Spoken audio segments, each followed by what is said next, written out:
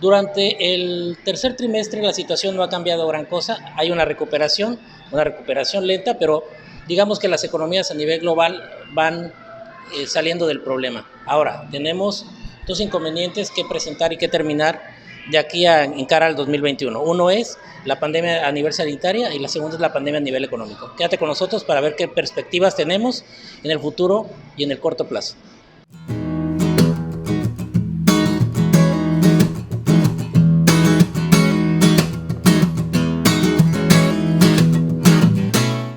Lo que voy a presentar a continuación es un análisis de lo que ha sucedido en los últimos meses, desde enero a la fecha, que es precisamente la evolución que hemos visto a lo largo en lo que es economía internacional de la pandemia, por la cual todos hemos sufrido.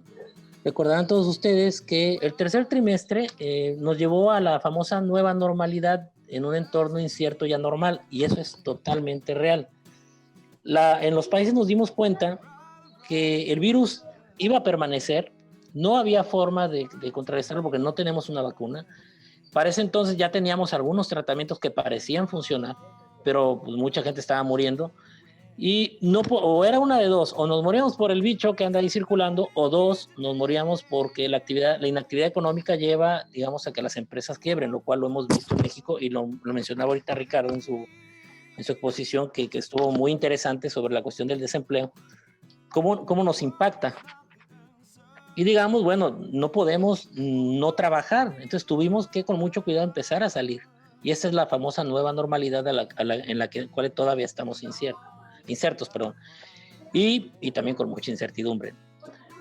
La situación tras 3 trimestres ha sido la siguiente. Estados Unidos registró un espectacular repunte económico en el tercer trimestre con un crecimiento del PIB, como lo miden ellos, de 33.1% en proyección anual. Sigue siendo negativo en términos como lo medimos nosotros, pero digamos creció considerablemente, de acuerdo al Departamento de Comercio. De hecho, esta es una de las razones, y lo he comentado yo con varias personas, porque muchos no entendieron cómo Trump en los últimos días logró repuntar en la campaña. Tiene que ver mucho porque el viernes previo a la elección se da a conocer este dato y lo capitalizan de manera positiva los republicanos porque dicen, bueno, miren lo que hemos conseguido, ¿no? Que en realidad lo consiguieron, como lo platicamos ahorita, entre acuerdos entre ambos partidos, pero bueno, lo canaliza el que tiene el poder en ese momento y eso fue lo que sucedió y por eso, sobre todo en el cinturón del óxido, que es esta parte donde está el conflicto electoral más fuerte, que es la parte industrial que está en el centro, la parte centro-norte de Estados Unidos, se complicó la carrera electoral, tiene que ver con esto.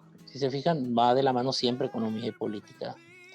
Estas cifras dejan ver cómo la actividad económica y el consumo fueron impulsados por el paquete económico que mencionamos de $3 billones.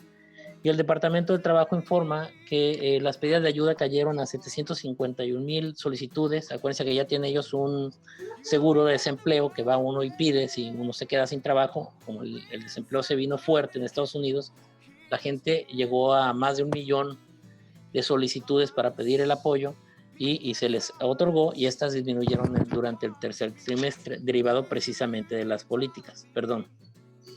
Ahora, ¿qué es lo que esperamos?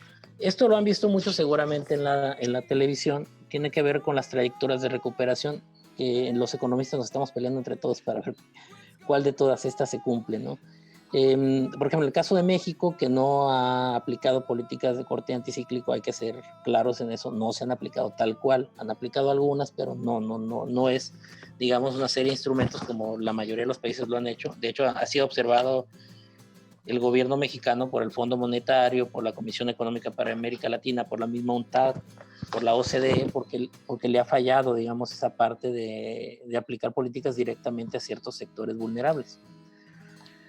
Se esperaba una recuperación en V, que era caer con la pandemia por el encierro, que era normal, que era esto que mencionábamos, si recuperábamos o no el famoso, si tendíamos a un pleno empleo, o sea, recuperar los niveles de empleo previos o los niveles de actividad económica previos en realidad nos hemos dado cuenta que va a tardar. Los pronósticos, por ejemplo, más conservadores del Banco de México dice que de 2 a 3 años o puede extenderse hasta 10. En el caso de CEPAL nos manejan que para 2023-24 estamos fuera ya, o por lo menos fuera, ellos le llaman a estar a los niveles de producción previos a la pandemia. Y bueno, nos estamos discutiendo entre si la V o por ejemplo en Europa hablan ya de la W porque dicen, bueno, con los rebrotes volvemos a caer porque se vuelve a confinar a la gente y la actividad económica se paraliza. Otros hablan de una U en lugar de una V que es un poco más profunda en el tiempo y luego salimos. Y algunos economistas, como su servidor, consideramos que la recuperación es sí en tipo de L invertida, si no bien totalmente paralela, sino si hay una recuperación, pero esta es lenta. Y parece que los números al final del día dan la razón porque dimos muestras de recuperación durante el segundo trimestre.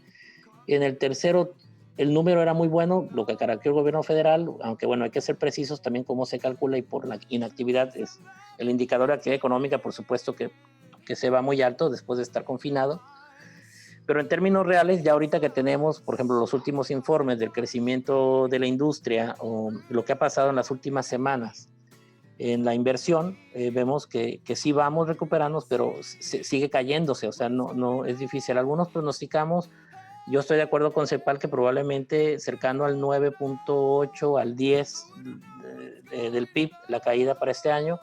Hay algunos muy optimistas que manejan que el 8.8, hay algunos muy pesimistas que manejan un 12, pero digamos estamos en ese proceso de descubrir o de indagar cuál va a ser precisamente la salida de esto, ¿no?